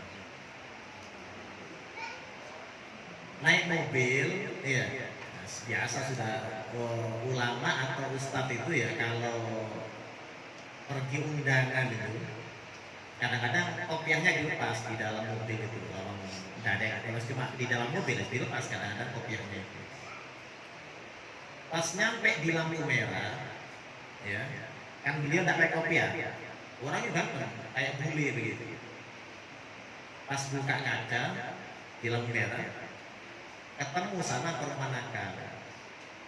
Ya, ini mangsa ini. Begitu. Kata perempuan nakal ngomong, "Oh, boleh ikut enggak?" Ya, boleh ikut enggak? Oh, boleh. Mau ikut enggak? Gimana? Iya. Diajak. Paham ya? Mau kemana Om? Ini lah mau ke daerah Pati ini. Paham ya? Ngobrol apa kalau di situ lah ngobrol. Ketika hampir nyampe di tempat acara, Kiai Ali Yahya ini apa? Pakai kopiahnya lagi. Pakai perempuan ini. Loh, pakai kopiah ini. Loh ini rencananya kemana? Ini lah saya mau ngisi pengajian ini. Oh, enggak, saya mau turun di sini. Oh, enggak boleh, kata Kiai Ali Yahya. Nggak boleh, kamu harus ikut. Kali bilangnya ikut, lagi sampai akhir harus ikut. Enggak, saya ini mau cari pelanggan lagi. Nanti tak bayar. Berapa 1 jamnya nanti tak bayar. Paham ya? Makanya Ustadz itu jarang buka kaca mobil, takutnya ada sedikit kayak gini, bahaya nanti. Ya. Enggak, saya mau turun, enggak boleh. Kamu tadi bilangnya ikut, berarti ikut. Nyampe di tempat acara, bingung ini perempuan. Lalu Kiai Yahya ini buka kaca sedikit, panggil panitia. Bisa pinjem jilbab enggak? Ini bunyai lupa bawa jilbab. Ya. Lu mana ada bunyai lupa enggak jilbaban kan enggak mungkin lah. Ini dia bunyai lupa bawa jilbab. Sekalian baju abaya. Nih, sekalian baju abaya. Mungkin ini sisnya sekian gitu. Senang ini karena bajunya mau dipakai sama bunyai. Langsung panitia perempuan itu cepet-cepetan nyari baju yang pantas begitu. Nah, ketika di dalam mobil dipakai semuanya, turun dari mobil itu tolal batu langsung. Tolal batu diciumi tangannya sama jamaah perempuan itu. Terus kayak bunyai sudah, kayak bunyai. Sampai dikawal ke rumah itu, dikasih makanan, hormati, sampai selesai pengajian itu diminta doa sama jamaah perempuan itu. Ya, Ustazah ini begitu. Akhirnya pulang di mobil nangis perempuan itu, nangis. Kata katanya Kiai Ali Yahya itu ngomong, lihat bagaimana perlakuan orang kepada kami, bagaimana husnudzonnya mereka kepada kami. Ya. Maksud kamu seperti ini terus lah, dinasihati terus di situ. Akhirnya obat sudah dari perbuatannya. Gitu ya. Nah, kalau ente jangan seperti ini. Gitu ya. Kalau ente magnetnya kecil, jangan dekat-dekat dengan besi. Ente yang ketarik nanti. Bukan narik besi, malah ente yang ketarik. Kalau ente bukan dokter, jangan ngumpul dengan orang sakit. Ente ketularan nanti. Nah, kalau dokter tidak apa-apa, bergaul dengan orang sakit tidak apa-apa. Nah, kalau ente nyoba model seperti ini, yang didakwahi tobat, ente istiqomah di situ nanti. Jangan. Ya, nah, ini pentingnya apa? Arifku walin, harus lemah lembut. Enggak mungkin seorang dai ini musuhi dengan orang yang dia dakwahi, tidak mungkin. Ya, jadi harus dengan lemah lembut. Kemudian syaratnya orang dakwah itu at-ta'rif fil nushi duna tasrih. Ya. Ketika ceramah jangan nunjuk langsung. Jangan nunjuk langsung. Misalkan itu loh, fulan bin fulan begini, jangan. Pakai kalimat yang umum. Pakai kalimat yang umum. Jangan nyebut namanya, jangan nyebut inisialnya. Wis cukup dengan umum sudah. Ya. Dan ini banyak sering ya dilakukan oleh orang-orang dulu begitu. Ya, contohnya kayak misalkan seorang perempuan ya nanya kepada ustadz, bahkan ya kepada sahabat ustadz, itu bagaimana hukumnya kalau ada seorang laki-laki nggak pernah ngasih nafkah begini. Padahal ustadz ngerti bahwasanya dimaksud ya suaminya sudah. Tapi ya kita harus pakai kalimat yang seperti itu seharusnya. Seorang dai begitu, nggak boleh ceplos-ceplos dalam ngomongnya. Jelas ya?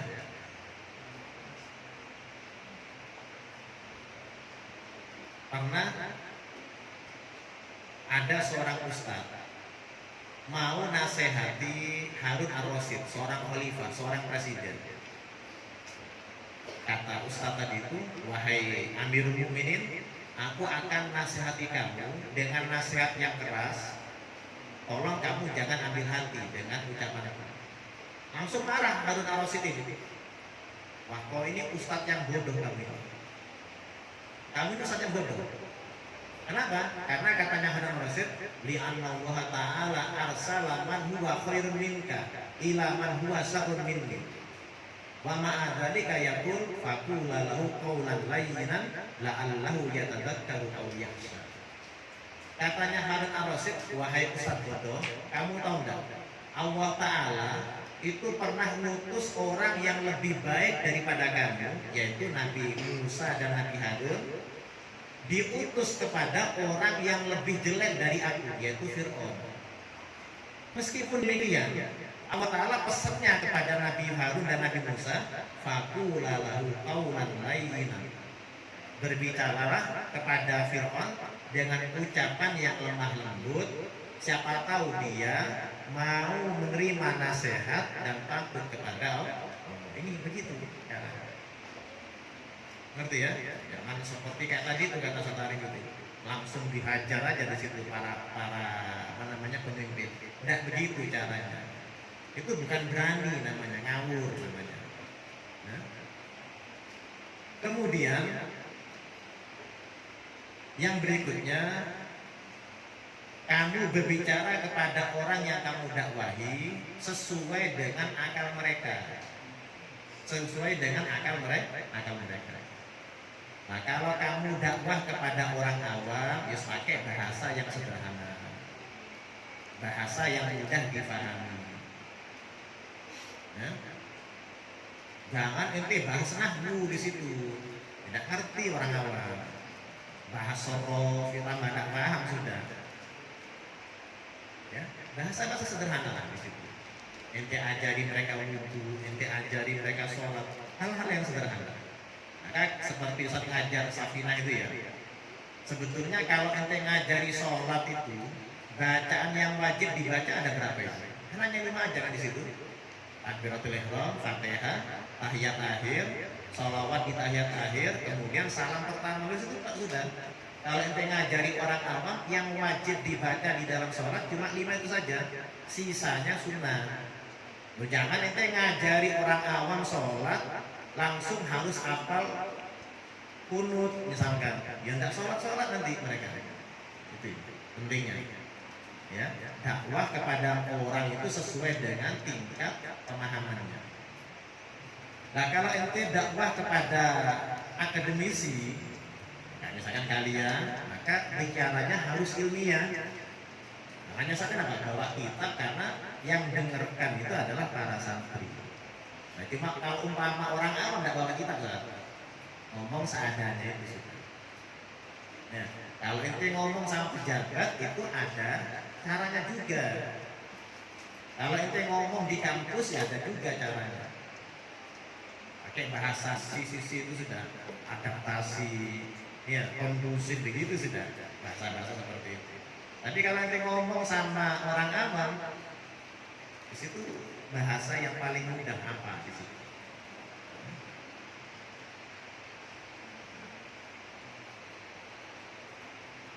Berikutnya, yang penting untuk diterapkan sama seorang dai, tahsinuz zayyi wal hay'a.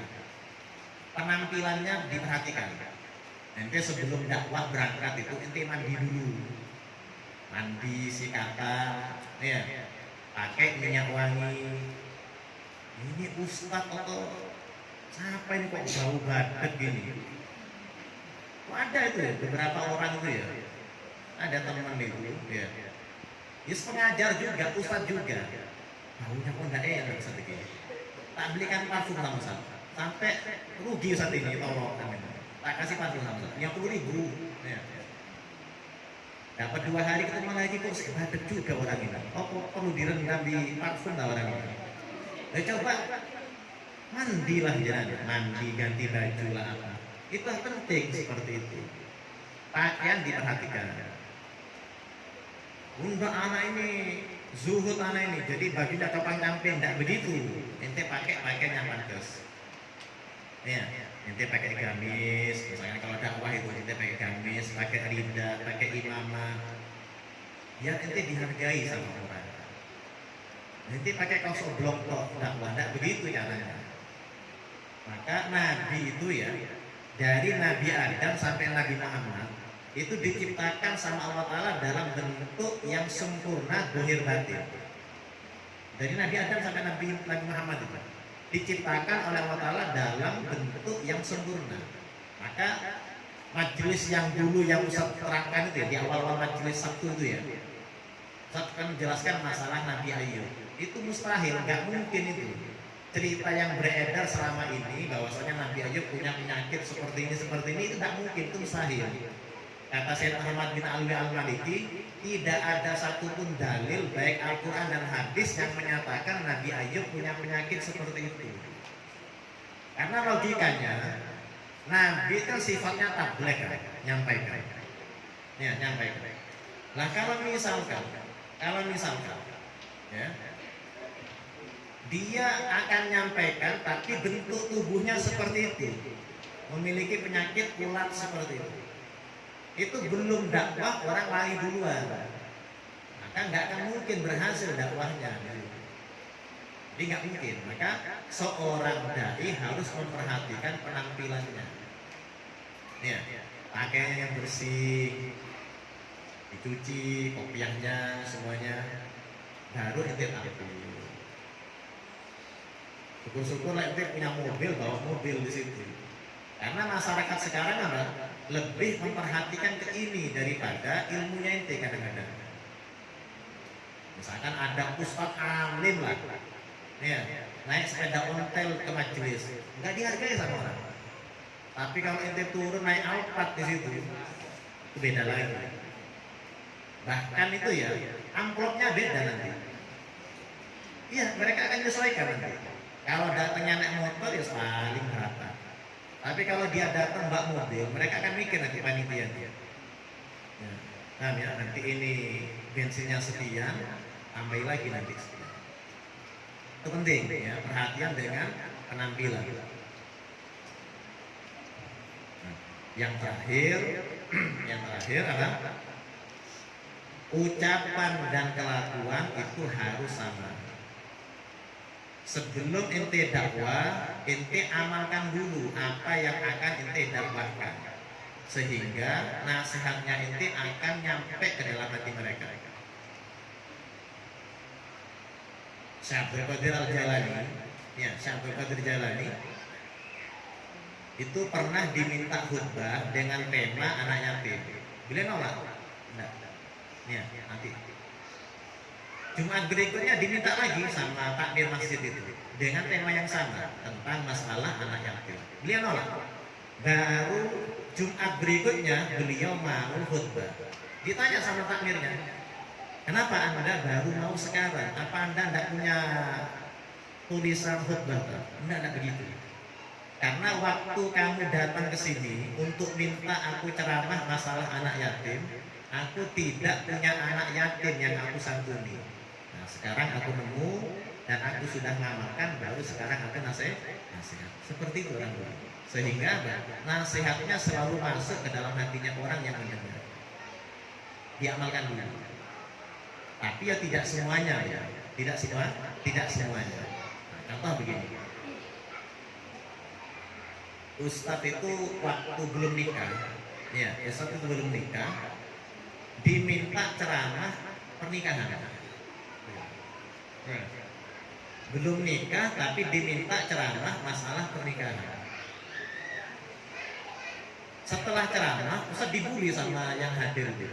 Ustadz ini, ya, ceramah tapi tidak ngamalkan isi ceramahnya, tidak nikah. Seharusnya nikah dulu baru ceramah. Ngomong apa Ustadz ini? Ya, ini harus bisa dijawab, kalau enggak ya malu Ustadz ini. Ngomong, ya tidak lah. Ya. Tidak semua yang kita nasihatkan itu harus kita amalkan dulu. Nah, contohnya apa di situ? Contohnya banyak kita dapati ulama, kita banyak dapati kiai atau ustadz ceramah masalah kematian, tapi mereka nggak mati dulu kan? Ya, gitu lah. Itu seperti itulah. Sebagaimana para ulama berani ceramah masalah kematian, padahal mereka masih hidup, ya sama. Anak pun walaupun belum nikah, tapi apa berani ceramah masalah pernikahan. Ini hanya sekedar ngeles saya di sini, ya. Nah, tapi walhasil seorang dai itu sebelum ngamalkan ilmunya, sebelum dakwah harus ngamalkan ilmunya dulu. Paling tidak itu sholat 2 rakaat. Katanya ulama, katanya Imam Nawawi, paling tidak kamu ngamalkan sholat 2 rakaat dulu. Baru setelah itu kita baca anak di situ. Ya. tanyakan.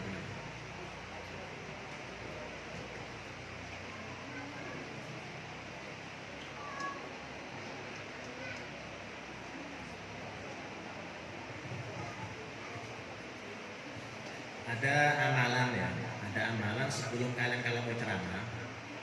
Ya. Sebelum kalian ceramah itu ente baca ini. Adam Abdul Basar Muhammad Khairul Basar, dibaca 3 kali tanpa nafas. Nah, Adam Abdul Basar Muhammad Sayyidul Basar. Ya, Adam Abdul Basar, bapaknya manusia, Muhammad Sayyidul Basar, pemimpin daripada umat manusia. Dibaca 3 kali tanpa nafas. Ya.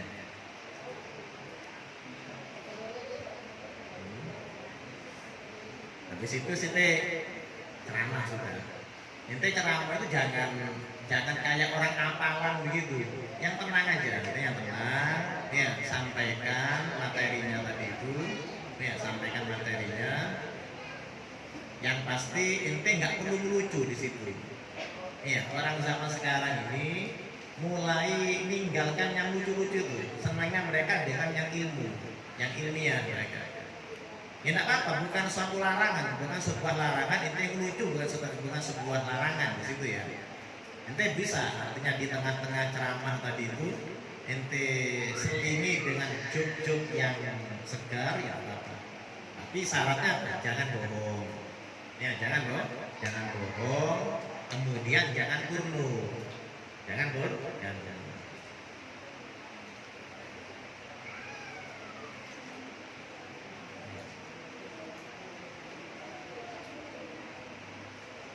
Gitu saja.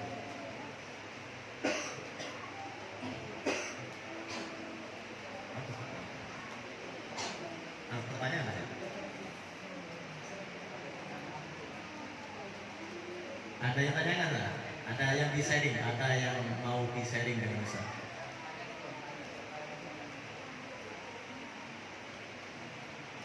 Ya, nanti Putra ada yang ditanyakan, tanyakan.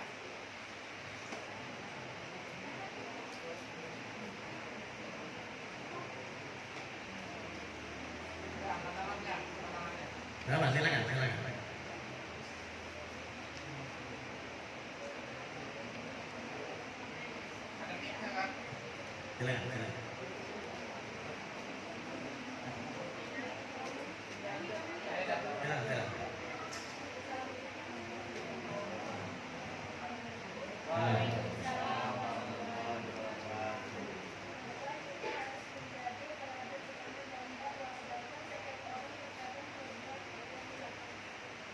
Iya.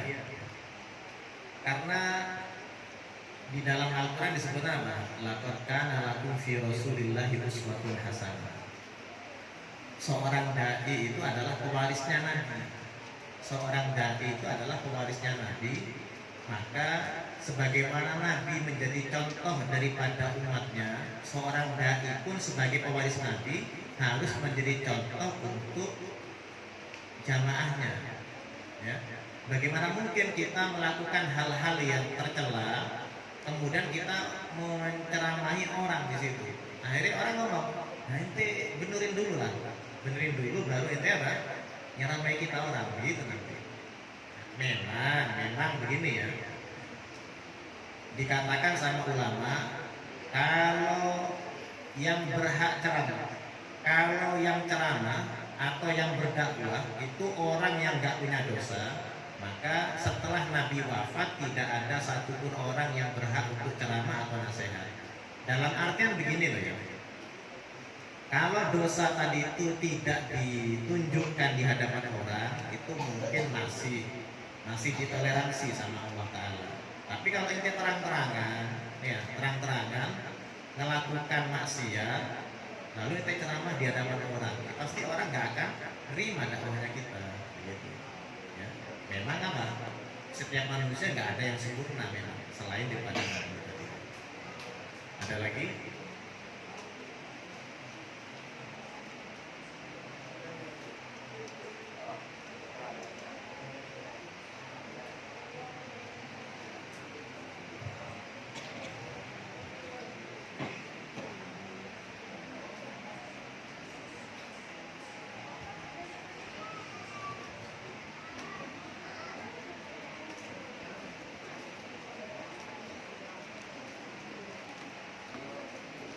sebelum dakwah itu kalian harus ngerti kultur, ya, ngerti budaya mereka, kebiasaan mereka. Ente harus tahu di situ. Misalkan ente ke satu daerah, ente tanya di situ, di sini sukunya apa saja, yang mayoritas apa, apakah Jawa, apakah Banjar, apakah Madura atau apa, ente tanyain di situ. Dan ente apa? Ingat-ingat apa yang menjadi kulturnya mereka. Masing-masing daerah kan beda-beda, ya. Kalau Jawa itu orangnya halus, begitu ya. Kalau misalkan orang Batak kan kasar kalau ngomong, begitu ya. Kita harus tahu untuk kebiasaan daripada orang yang akan kita dakwahi. Itu penting, ya. Terus mereka itu sensitifnya sama apa? Kita harus tahu. Jangan sampai ente ceramah terus nyinggung budayanya mereka atau apanya mereka. Jangan sampai begitu. Ya, itu penting di situ. Ustaz dulu ya pernah dikirim ke Tengger sama Habib Taufik. Daerah Tengger Bromo itu. Ya, Bromo. Di situ orang Hindu, banyak orang Hindunya. Ya tentu apa? Kita akan hati-hati di situ, jangan sampai nyinggung perasaan mereka. Seperti kayak Sunan Kudus itu ya, daerah Kudus itu beliau untuk menghormati penduduk Hindu, ketika kurban beliau tidak pernah nyembelih sapi. Kenapa? Karena sapi menurut orang Hindu itu adalah Tuhannya. Ya. Sehingga dakwah beliau diterima sama orang Kudus karena beliau menghormati mereka. Sama ketika di Tengger begitu. Terus apapun yang dilakukan mereka untuk hal-hal yang halus pelan-pelan dulu di situ. Malah di sana ya, pengalamannya Ustaz itu ya. Ustaz itu tinggal di satu daerah. Jadi terus daerah mana dulu Pak Ustaz? Naik motor itu 45 menit ke kaki gunung itu. Itu saat di gunung sudah itu, pindah ke gunung yang lain, itu naik motor 45 menit, nyampe di kaki gunung. Terus jalan kaki 1,5 jam ke atas, 1,5 jam. Di situ, ya di situ, orangnya aman betul, orangnya aman betul. Ada satu perbuatan yang Ustaz bikin geleng-geleng ya waktu itu. Jadi di situ, kalau ada laki-laki mau nikahi perempuan di situ, mohon maaf ini, itu nyoba dulu, dicoba dulu. Kalau cocok berarti lanjut nikah, kalau tidak cocok boleh sudah begitu. Paham ya? Begitu. Saking jahiliyahnya mereka begitu. Bayang loh, ente tertarik sama perempuan di kampung itu, ente nyoba dulu. Ya, kalau cocok lanjut nikah, kalau tidak. Tapi ente jangan sudut, jangan pernah nyoba, kamu lebih berusaha itu. Jadi kita harus di situ, kita sampai bisa tuh bawa VCD itu, ya, VCD itu, mereka senangnya kayak apa? Lagu-lagu daerah Jawa itu ya, begitu. Senang mereka rekelkan. Kita orang ngomong apa di situ, seminat di situ berapa hari, terus kita ngajari sholat apa. Yang penting tidak nyinggung mereka dulu, begitu ya. Yang penting tidak nyinggung mereka dulu. Itu harus penting, kita harus tahu. Ada lagi?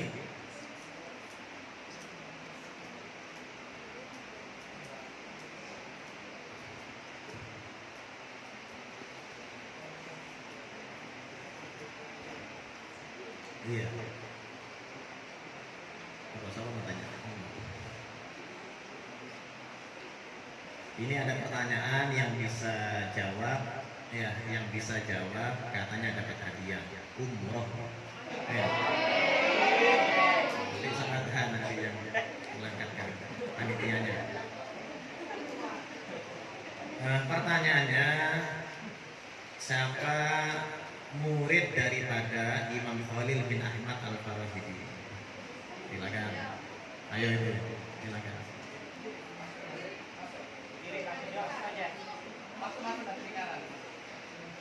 Siapa nama santri daripada Imam Khalil bin Ahmad Al-Farahidi? Imam Siba, Imam Sibawe. Ustaz, tolong Ustaz, ini Ustaz, tolong Ustaz. Oh, 3 pertanyaan. Siapa ulama yang menciptakan titik pada aksara Arab? Silakan. Itu. Hah? Abul Aswad Abul Ali. Iya.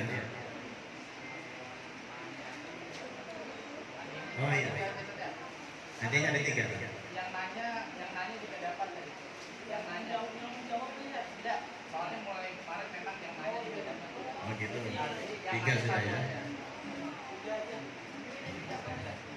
Ah, sudah 3 ya.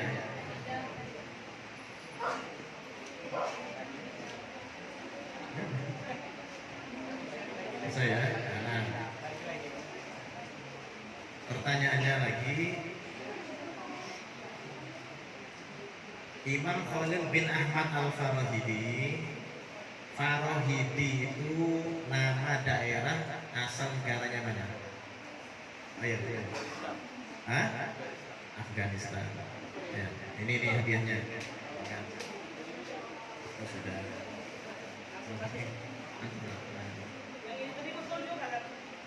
Iya.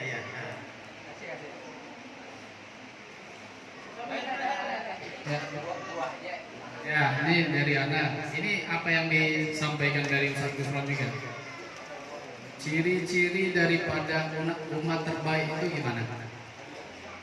Ciri-ciri sudah enggak usah. Ciri-ciri daripada umat yang terbaik, umat terbaik itu gimana? Apa yang disampaikan Ustaz Gufron? Kalau misalnya antum catat, pasti antum tahu nih. Anak itu catat ini. Ciri-cirinya gimana? Angkat tangan. Ya, apa? Klip. Apa? Ya, tak mauluna bil ma'ruf, tauna wa tanhauna 'anil munkar. Iya.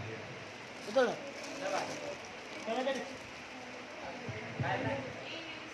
Itu Melisa tadi susah. Ini hadiah yang kedua hadiah ini. Ini satu lagi. Itu Melisa sama yang bertanya, Sama yang bertanya ini. Ini kasih aja. Ini hasil ibu. Yang ini yang terakhir. Ini tadi yang mana tadi? yang mana?